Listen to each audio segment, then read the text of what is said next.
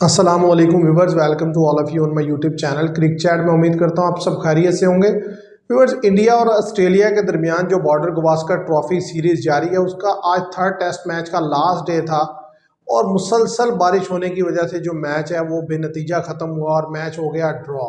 और ड्रॉ होने के बाद जो सीरीज़ है वो और भी ज़्यादा जो है वो जिसे कहते हैं टफ हो गई दोनों टीम के लिए और इम्पॉर्टेंट हो गई। अगर ये कहा जाए तो गलत नहीं होगा, क्योंकि अब जो सिनेरियो WTC का है वो भी बड़ा इंटरेस्टिंग हो गया, स्पेशली ड्रॉ होने के बाद।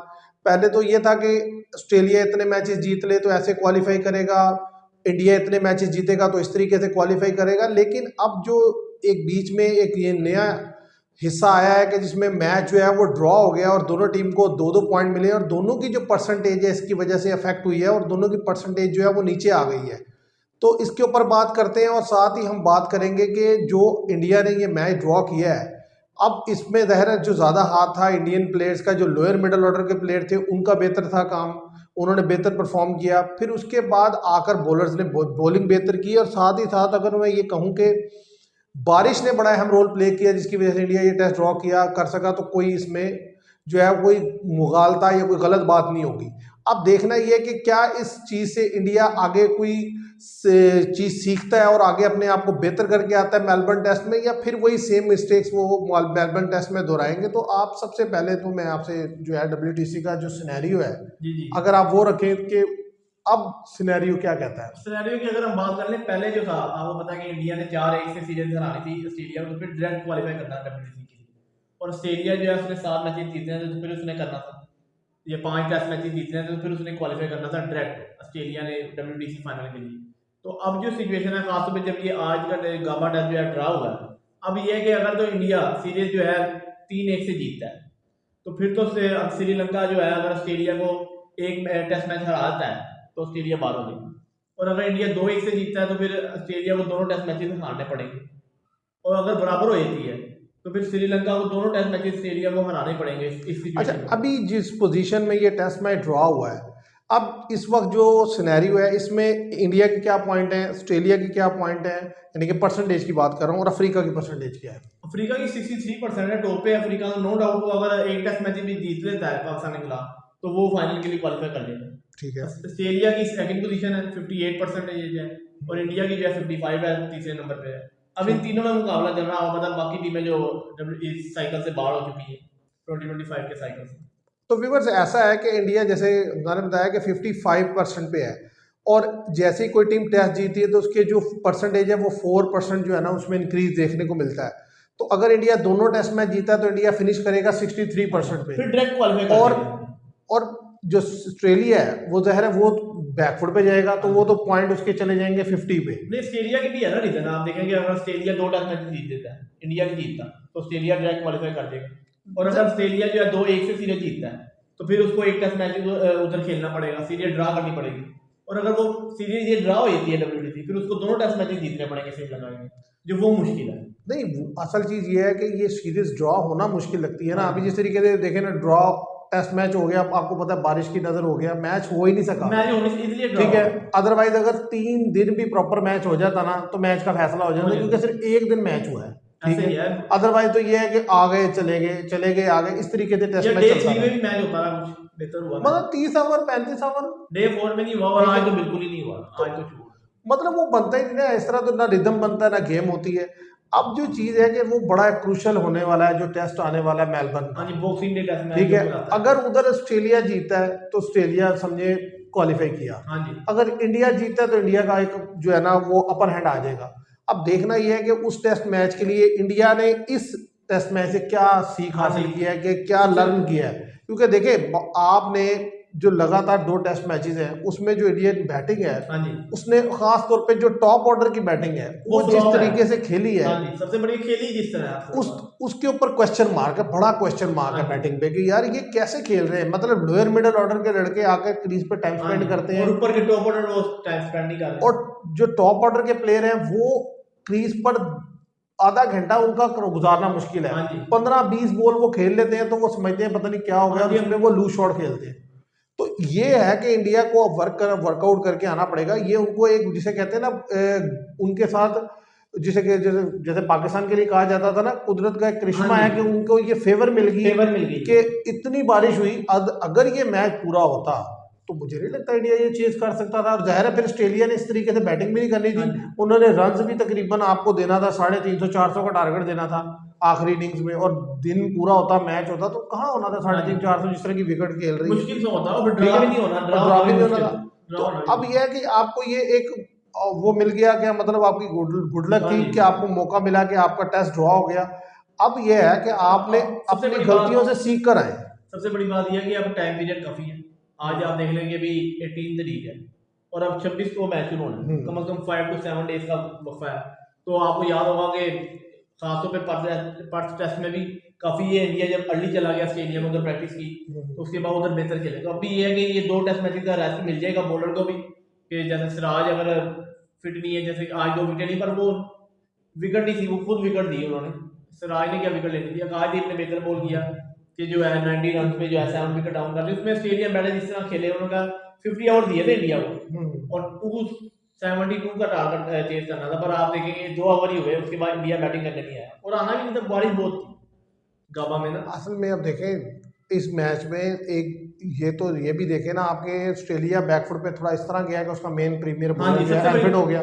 अब जरा अगले टेस्ट मैच में वो तो बाहर हो गए हैं, बोलैंड खेलेंगे, बोलैंड ही दोनों टेस्ट मैच खेलेंगे नो डाउट। और जब बोलैंड खेलेंगे तो बोलैंड की वजह से जो ऑस्ट्रेलिया का कॉम्बिनेशन है वो ज़्यादा अच्छा लग रहा था, क्योंकि जिस तरीके से एडलीड में, क्योंकि वो एक तो लंबे स्पेल भी कर रहे थे और विकेट भी लेके दे रहे थे, तो इसलिए बड़ा क्रूशल होगा बोलैंड का खेलना।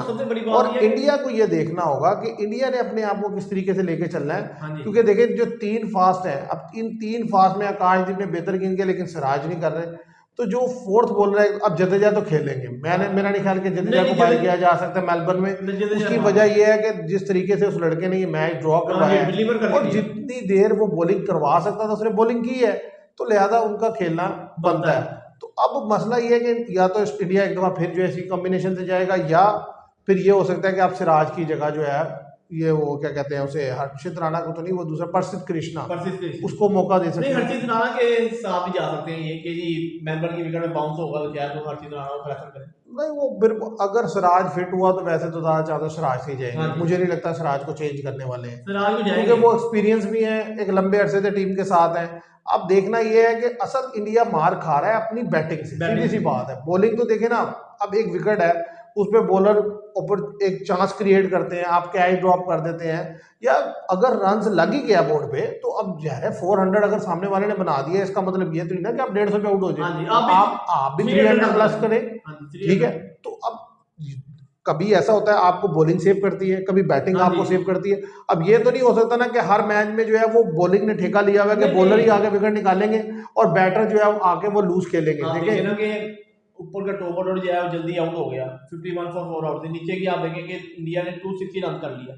अगर ये ऊपर के बैटर थोड़ा सा 30-40 भी कर जाते तो इंडिया 350 320 के राउंड अबाउट चला जाता, तो वो बेहतर रन था। देखिए केएल राहुल की इनिंग्स जो थी, जडेजा की इनिंग्स है, उससे एक बात तो मेरा ख्याल है सीखने वालों को या देखने वालों को समझ आ गई होगी कि विकेट पे टाइम स्पेंड करोगे तो रन बन जाएगा।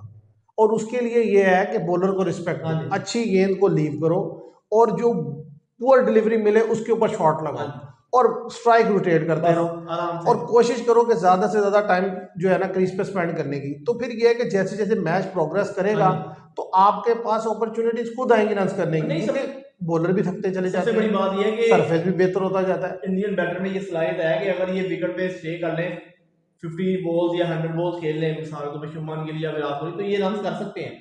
और फिर जब इनके बैट पे आने लगेंगे फिर ये बाउंड्रीज भी लगाएंगे और ऑस्ट्रेलियन बॉलर जो है फिर वो सेट बैक उनको पीछे भी जाएंगे कि वो। बात यह है कि आप जो कह रहे हैं ना वो बात ठीक है। असल चीज तो है कि वो टाइम जिस टाइम पर आप पर अटैक हो रहा होता है असल उस प्रेशर को उस वक्त अब्जॉर्ब करना है, क्योंकि देखिए जब आप नए क्रीज पर आते हैं तो ज़ाहिर है एक विकेट गिरी तो आप 1 डाउन शुभमान गिल आ गए, 2 विकेटें जल्दी गिर गई तो विराट कोहली आ गए। अब ये है कि जो बॉलर गेंद कर रहा है उसने तो पूरा अटैक करना है। तो अब आपको भी पता होना चाहिए यार ये 2 ओवर ये 4 ओवर ही करेगा, ज्यादा कर लेगा भाई। पहले अगर उसने 2 किए हैं तो हद 5 कर देगा यार, 7 ओवर का स्पेल कर दिया। तो अब आपके ज़हन में ये होना चाहिए यार मैंने जो मर्जी हो, मैंने इसको लूज शॉट नहीं खेलनी, मैंने इसे विकेट नहीं देनी। अगर ये पहला स्पेल निकाल लेंगे ना तो मुझे इतना पता है कि फिर ये जब दूसरे स्पेल में वो आएंगे तो ये बेहतर खेलेंगे, एक तो इनकी आई सेट हो जाएगी और फिर ये अच्छी तरह खेल सकते हैं। जाहिर है दूसरा पहले को फौरन तो नहीं ना करवाने आ जाएंगे, थोड़े टाइम से ही आएंगे ना। तो उससे ये होगा कि आपके पास मौका होगा, आप बीच में रन्स बनाएंगे, जब बैट चलने लगेगा, पैर चलने लगेंगे तो आप रन्स बना लेंगे। और फिर सबसे बड़ी बात यह है कि आप देखेंगे जैसे ही 25-30 ओवर होंगे तो फिर ऑस्ट्रेलिया को मिचेल मार्श को लाना पड़ेगा, और डेफिनेटली लाना फिर पड़ेगा, नेशनल लाइन में नेशनल आएंगे। लाइन आएंगे। तो ये सारी चीजें हैं, अगर तो आप जल्दी आए और पहले दूसरे स्पेल में आउट हो जाएंगे तो फिर तो। और व्यूअर्स बात यह है कि अब इंडिया जाहिर है जिस सिनेरियो में है, यहाँ से ना इंडिया हार अफोर्ड कर सकता है ना ऑस्ट्रेलिया हार अफोर्ड कर सकता है। तो इसीलिए जो है ना अपनी जो मिस्टेक्स है उनको जो टीम कम से कम करेगी उसके जीतने के चांसेस ज़्यादा रहेंगे और वो WTC के फाइनल के लिए क्वालिफाई कर जाएगा। क्योंकि अदरवाइज जो साउथ अफ्रीका है वो पाकिस्तान ने भी जिस तरीके से वनडे पे तो उन्हें शिकस्त दी है पहले में, लेकिन जो टेस्ट मैच है उसमें जिस तरीके से उनके बॉलर्स फॉर्म में जितनी रिदम में और जो लेवल की विकेट वो टेस्ट में देते हैं वो डिफरेंट होती है कंपैरिजन में जो ODI में या T20 में देते हैं। तो इसलिए ये है कि साउथ अफ्रीका का तो मुझे नहीं लगता कि वो बैकफुट पर रहेंगे, वो ज्यादा चांस है कि वो इजी क्वालिफाई करेंगे। तो फिर बैटल इन दोनों में ही रह जाएगी। तो अब इन दोनों में जो ज्यादा मिस्टेक्स करेगा उसके लिए ज्यादा प्रॉब्लम है। देखिए ऑस्ट्रेलिया के वीक एरियाज हैं, वो सीधे सीधे ये है कि उसके दोनों ओपनर फ्लॉप है, ठीक है। अच्छा, इसके अलावा उनके मिडिल ऑर्डर के प्लेयर्स में मिचेल मार्श बुरी तरह फ्लॉप है। तो अब 3 प्लेयर तो उनके भी फ्लॉप है ना। अच्छा, लेबरचेन को भी फ्लॉप ही समझेंगे क्योंकि 6 इनिंग्सों में आपने 1 इनिंग्स में रन किया, 60 रन बनाया, ठीक है। स्टीव स्मिथ को आप ये कह सकते हैं कि उन्होंने एक अच्छा 100 बनाया है, तो वो आज तो जरा जल्दी में आउट हो गए, लेकिन वो ये कि वो बेहतर नजर आए हैं। और ये ट्रेविस हेड, बस तो ट्रेविस हेड की भी न्यूज आ रही है कि जी उनको ग्रोइन इंजरी का शिकार हो गए, पर वो बैट्समैन ने जैसे वादे तो बताया अपनी प्रेजेंटेशन जब मैच के बाद उनका ज्यादा चांस है रिकवर हो जाएगी। अब देखना होगा क्योंकि अभी 5 to 7 डेज अभी पहले मैंने बताया कि वो इसलिए ज्यादा रिकवर हो जाएंगे। अगर तो नहीं रिकवर होते तो फिर तो ऑस्ट्रेलिया के लिए बड़ा सेटबैक होगा। नहीं, ट्रेविस हेड अगर टीम में नहीं होंगे तो ऑस्ट्रेलिया के लिए सेटबैक होगा ही होगा, और इंडिया के लिए जो उनका मोरल है वो स्काई हाई होगा। क्योंकि देखें उन्हें दोनों तीनों मैचेस में जो डिफीट हो रही है उसमें जो मेजर प्लेयर है जो मैन ऑफ द मैच लेकर जा रहा है वो ट्रेविस हेड सिंगल प्लेयर के साथ, ठीक है। तो अगर वो ही नहीं होगा तो जहर है वो जो एरिया है वहां पर ऑस्ट्रेलिया स्ट्रगल करता हुआ ऑस्ट्रेलिया 200 करना मुश्किल हो जाएगा। भाई जाहिर है वो देखो करने को करे या ना करे वो तो और बात है, लेकिन सामने पेपर पे तो पता चल जाएगा ना कि टीम लूज हो गई और बॉलर भी ज्यादा चढ़ के बॉलिंग करेंगे, ज्यादा कॉन्फिडेंट बॉलिंग करेंगे। और अब अगर हम बात करें कि जो रविचंद्र अश्विन है, रविचंद्र अश्विन ने व्यूअर्स कह दिया है कि वो रिटायरमेंट ले रहे हैं। और मैं ये समझता हूँ कि इंडिया के पास अगर या वर्ल्ड में बड़े ही आउटस्टैंडिंग ऑफ स्पिनर के तौर पर अगर रविचंद्र अश्विन को देखा जाए तो इसमें कोई शक नहीं होगा, और बड़े ही कंपेटिटिव और मेहनती किस्म के क्रिकेटर साबित हुए हैं रविचंद्र अश्विन। जब जब उन्हें मौका मिला अपने मुल्क के लिए खेलने का पूरे दिलो जान से उन्होंने खेला है बैट और बॉल के साथ।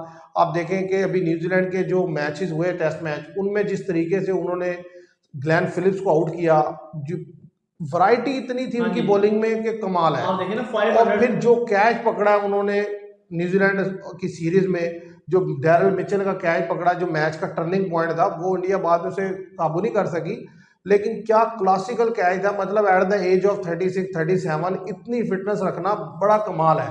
और सीधी सी बात है, आप उन्हें ऑस्ट्रेलिया में बॉल करवा लें, आप उन्हें अफ्रीका में बॉल करवा लें, आप इंडिया में, हर जगह वो अपना 100% देने की कोशिश करते हैं। और इतनी दफ़ा इंडियन टीम से उन्हें बाहर निकाला गया, लेकिन हर दफ़ा वो अपनी परफॉर्मेंस पे कमबैक करते हैं। ये उनकी क्वालिटी रही है कि, और देखें इसीलिए उन्होंने 500+ विकेट्स लिए टेस्ट में।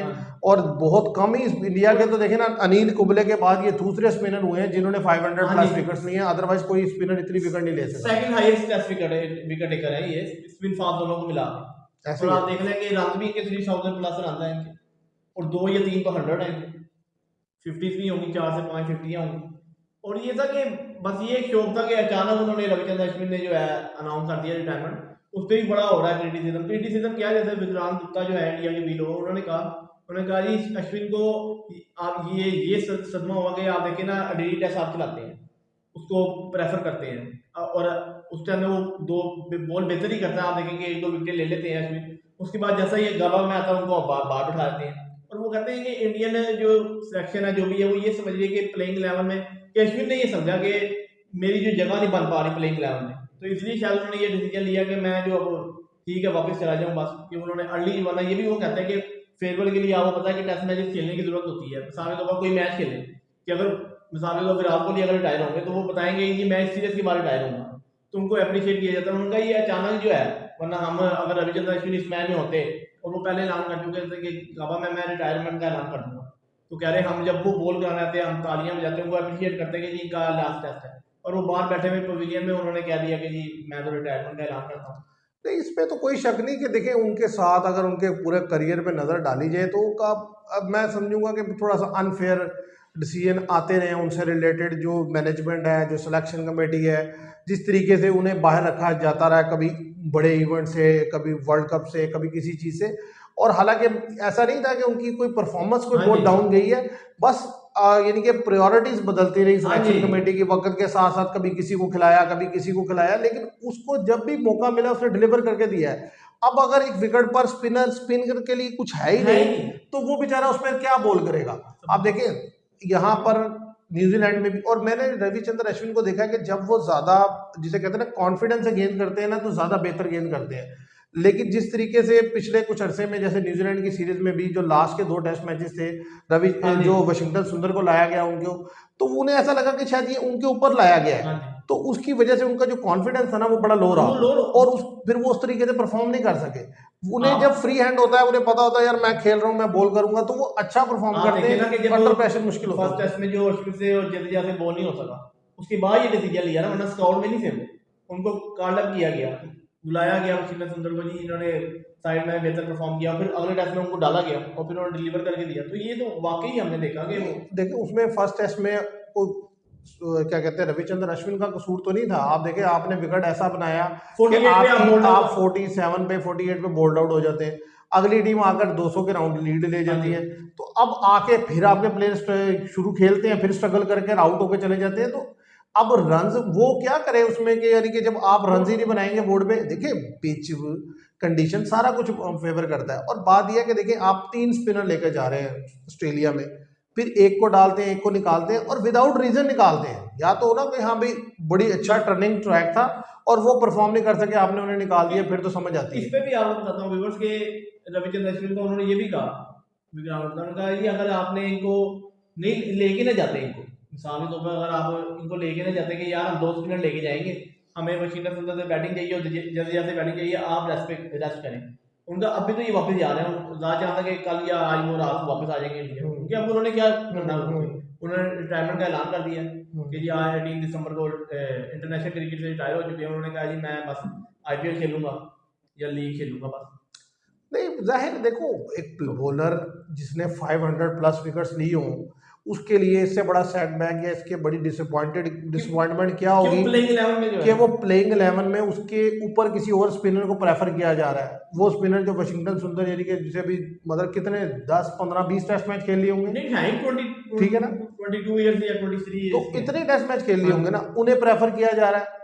तो फिर अगर ऐसी सिचुएशन आ जाए कि आपके ऊपर 10 15 20 टेस्ट मैच खेलने वाला लड़का प्रेफर हो रहा है, या वो दूसरा लड़का जो कि ऑलराउंडर लड़का प्रेफर हो रहा है, तो तो फिर ठीक जाहिर है। है वो दूसरा बंदा यही समझेगा यार मेरी गेम जो है ना एंड हो गया। हाँ आप देखिएगा ये टेस्ट मैच खत्म होंगे, अगर इंडिया जो है मैच हार जाता है तो मुझे नहीं लगता विराट कोहली और रोहित शर्मा भी आपको आइंदा टेस्ट सीरीज में नजर आएंगे। ज्यादा चांस है कि टेस्ट से ये दोनों ही रिटायरमेंट ले लेंगे, अगर कोहली रहे भी तो रोहित शर्मा ले लेंगे। रोहित शर्मा ले लें। तो इसलिए ये है कि क्योंकि असल चीज होती है कि आप खुद जज करने बजाय ये कि कोई जज हाँ करे, जी, उसका बेहतर होता है बजाय ये कि कोई कहे कि ठीक है जी आपने जो खेल लिया ठीक हाँ है, जी। ओके फाइन, नहीं, तो रोहित वो शर्मा ज्यादा तो कोई इंसल्टिंग पता रहता नहीं, है। रोहित तो शर्मा का तो कोई पता नहीं तो क्योंकि रोहित शर्मा का भी मुझे यही लगता है और विराट कोहली का भी यही लगता है, क्योंकि बात ये नहीं अब उनके अंदर ना वो जिसे कहते हैं ना डिजायर नहीं रही वो गेम की। हम कितना रन बना चुके हैं आप देखेंगे। ठीक है, अब वो हर बंदा तो टेंडुलकर नहीं होता हाँ ना जी, कि अपने पहले मैच में भी उतनी कमिटमेंट से उतर रहा है और आखिरी मैच आखिरी में भी मैच उतनी में। कमिटमेंट से हाँ उतर रहा जी, है। ये अब ये तो जब आप फील करने लगे कि यार नहीं अब मैं इनफ इज इनफ, हाँ अब जी, मैं मजीद जो है ना कंसंट्रेट नहीं कर सकता, तो आपको साइड हाँ लाइन हो जाना चाहिए, क्योंकि जी, आप देखें उन दोनों की वजह से इंडियन बैटिंग पे बड़ा बोझ है, हाँ जी, क्योंकि वो टीम सारी रिलाय करती है उन हाँ दोनों की जी, तरफ ऊपर, नो डाउट। जब सिचुएशन टफ होती है उन पर देखा जाता है और वो दोनों जो है फ्लॉप हो जाते हैं, तो उसकी वजह से फिर जाहिर है नुकसान तो टीम का हो रहा है हाँ ना। जी, तो नहीं वो तो ज़्यादा जो अपने आप को समझेगा कि नहीं अब मेरे से, तो वो रिटायरमेंट का ऐलान करेगा, इसमें नो डाउट। हाँ, पर ये है कि अभी वो ओडीआई वर्ल्ड कप खेलेंगे मेरे ख्याल से विराट कोहली, तो रोहित शर्मा का पता नहीं क्या करते हैं। ये it's a big question mark हाँ कि जी, भाई विराट कोहली भी 2027 का वर्ल्ड कप खेलेंगे। देखिए खेलने के लिए जो सबसे इम्पोर्टेंट चीज़ है ना वो है कि आप रन्स बनाते हाँ रहें, जी, आप जो है ना आपके अंदर वो डिजायर, वो लगन, वो जिसे कहते हैं ना वो स्पार्क नजर आना चाहिए। देखो अगर वो नजर ही नहीं आएगा, आप देखें ना T20 में, सारे T20 में वो फ्लॉप रहे, लास्ट मैच में उन्होंने रन फाइनल किया, में। ठीक है। उसके बाद से आप देख लें अब टेस्ट में फ्लॉप चल रहे हैं, अब ओडीआई में आगे मौके मिलेंगे। हाँ जी, अगर वहां भी रन नहीं करते तो भाई 2027 कोई अभी नहीं आ हाँ रहा, जी, देखिए अभी लेकिन वो 25 है पूरा, 26 है पूरा, फिर 27 के अक्टूबर नवंबर में जाके कहीं होना है हाँ जी, अफ्रीका में, यानी कि ऑलमोस्ट 3 इयर्स हैं।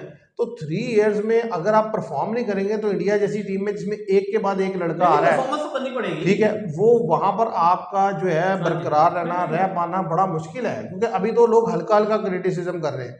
जैसे जैसे अगर ये WTC फाइनल में क्वालिफाई नहीं करता इंडिया, तो हाँ आप जी, देखिएगा क्रिटिसिज्म किस लेवल का होगा। क्योंकि आपको मैं ये बता दूं कि अगर विराट कोहली और नहीं चलते, खासतौर पे अभी इंग्लैंड के खिलाफ उन्होंने ओडीआई सीरीज खेली, उधर नहीं चलते या आगे कहीं टूर करेंगे नहीं चलते, तो वो इतना क्रिटिसिज्म होगा कि वो खुद ही जज कर लेंगे और रिटायरमेंट का ऐलान कर देंगे। और अगर उनके बैट से किसी मैच में रन आ गया, एक दो मैचों में आ गया, फिर निकल के फिर आ गया, तो फिर तो देखिए ऑन एंड ऑफ तो हाँ चल जी, सकता है कि एक में टेस्ट में रन किया फिर नहीं किया। अब देखिए अभी तक जो है वो उन्होंने 6 इनिंग्सें खेली, 5 इनिंग्सें पांच खेली, इनिंग्स ठीक है, खेली। 5 में से एक इनिंग्स में हाँ चले, जी, 4 में नहीं चले। दो रन अब लीड की और 4 एक। और इनिंग्सें हाँ उनके जी, पास है, अगर उन 4 में से 2 में रन हाँ कर जी, देते हैं, चले ओके चले, लेकिन अगर 4 में फिर एक आधे में चलते हैं और बाकी 3 में नहीं चलते। हाँ और फिर सबसे बड़ी बात यह है कि क्रूशल हाँ मोमेंट में रन जी, नहीं करते। अब देखें ना, एक टीम अंडर प्रेशर चल रही है, मुश्किल सिचुएशन में है, अब उसका टॉप क्वालिटी प्लेयर वहां पर आकर जो है आउट हो जाता है, तो जाहिर है वो तो मजीद अंडर प्रेशर होगी। हाँ अगर जी, वहां पर कोहली को अच्छी इनिंग्स खेल देते हैं तो जाहिर है उनको जो है वो कंसिडर कर, हाँ हमेशा से जी, कर रहे हैं तो करते रहेंगे। करते रहे। तो व्यूअर्स अब देखते हैं इंडिया क्या प्लानिंग करके आता है अपने जो नेक्स्ट टेस्ट मैच के लिए, क्योंकि बड़ा क्रूशल टेस्ट मैच है जो मेलबर्न का होने वाला है, क्योंकि दोनों टीम्स के लिए जो है हार अफोर्ड नहीं कर सकते हाँ दोनों जी, टीम्स।